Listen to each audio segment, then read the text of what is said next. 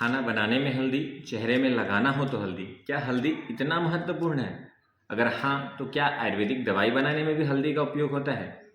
अगर आप इस स्प्रिंग सीजन यानी वसंत ऋतु में नाक बहने की प्रॉब्लम से परेशान हैं या फिर स्किन में होने वाली रैशेस यानी सित्त पित्त से परेशान हैं, तो आइए मैं आपको हल्दी का उपयोग करके एक आयुर्वेदिक दवाई बनाना सिखाता हूँ जिसका नाम है हरिद्राखंड। नमस्ते, मैं हूँ डॉक्टर कुमार विक्रम साहू, द्रव्य गुण शास्त्र। सबसे पहले कच्ची हल्दी को अच्छी प्रकार से धो करके साफ़ कर लें और फिर चाकू की सहायता से उसकी ऊपरी परत को धीरे धीरे करके निकाल के अलग से रख लें। जब आप चाकू से हल्दी को निकालते हैं तो उसकी एक विशेष प्रकार की खुशबू होती है जो बहुत सुंदर होती है। भगवान श्री धन्वंतरी को स्मरण करके हमने सबसे पहले छिली हुई हल्दी को बारीक छोटे छोटे टुकड़ों में काट करके अलग से रख लिया। उसके पश्चात मुसल की सहायता से उसे बारीक कूटना है। हम इसमें मिक्सी की भी सहायता ले सकते हैं। अब अच्छी प्रकार से तैयार किए हुए पिसी हुई हल्दी को अलग से एक पात्र में निकाल लें। उसके बाद घृत में भर्जन करने के लिए उस कल्क को डालें। इसमें आँच को कम ही रहने दें और कम आँच में धीरे धीरे करके इस हल्दी को भूनें और लगभग 45 मिनट के बाद ये स्थिति है। अब अलग से एक पात्र में दूध को ले लें और भुनी हुई हल्दी को धीरे धीरे करके उस दूध में मिलाएं। दूध में जब हल्दी को मिलाएं तो एक बात का विशेष रूप से ध्यान रखना है कि उसे धीरे धीरे करके मिलाएं और यह ध्यान रखिए कि उसमें लुगदी तैयार ना हो, इसलिए बीच बीच में उसे चलाना बहुत ही ज़रूरी है।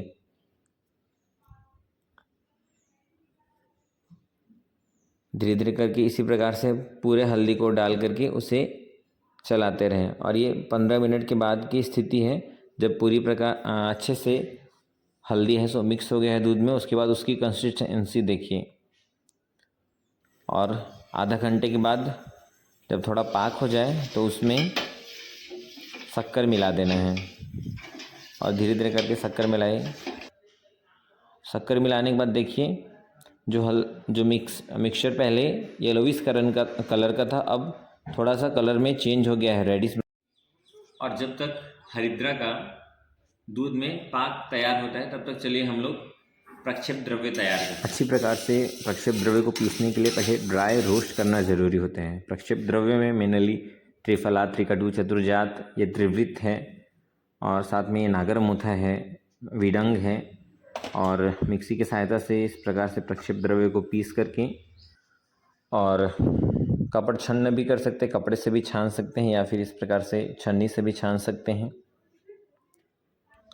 और ये हमारे प्रक्षेप द्रव्यों की प्री होली सेलिब्रेशन। देखिए अभी मैं आपको बताता हूँ कौन कौन से ये प्रक्षेप द्रव्य जो हमने कूट पीस कर तैयार किए। सबसे पहले ये इलायची, नागरमुथा, दालचीनी, तेजपत्र, त्रिवृत, इसके बाद ये है विडंग, ये नाग केसर, ये है त्रिकटु और सबसे लास्ट में ये त्रिफला। और ये लगभग 4 घंटे के बाद, और अभी भी पाक पूरी तरह से तैयार नहीं हुआ हरिद्राखंड का। चलिए अब ये हरिद्राखंड लगभग पाक होने की हो रही है। अब इसका पाक परीक्षा चेक करते हैं।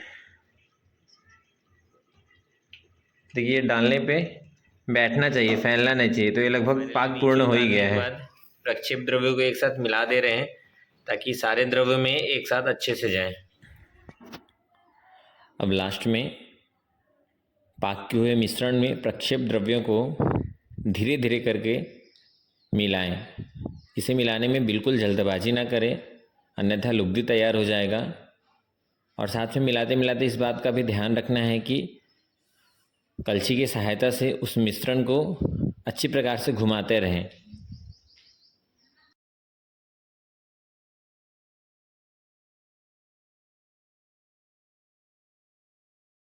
और देखिए पूरा प्रक्षेप द्रव्य मिलाने के बाद देखिए कलर कैसे चेंज हो गया है, लेकिन अनुभव बताता है कि ये सूखने के बाद फिर से अच्छा कलर में आएगा। खंड रूप देने के लिए इस परात में पहले घृत आलिप्त करके इसमें बिछाएंगे और थोड़ा सुखाएंगे, फिर उसको घिस करके एक खंड रूप देंगे।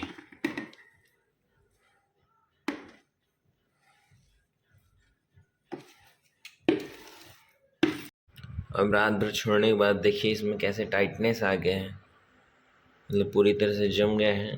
अब इसको हम घिस करके खंड के रूप दे देंगे। और हरिद्रा खंड को जो हमने परात में बिछाया था और रात भर सुखाने के बाद उसको घिसने के बाद देखिए इसकी कंसिस्टेंसी देखिए आप, ये पूरा ग्रैन्यूल्स फॉर्म में है, ये देख सकते हैं।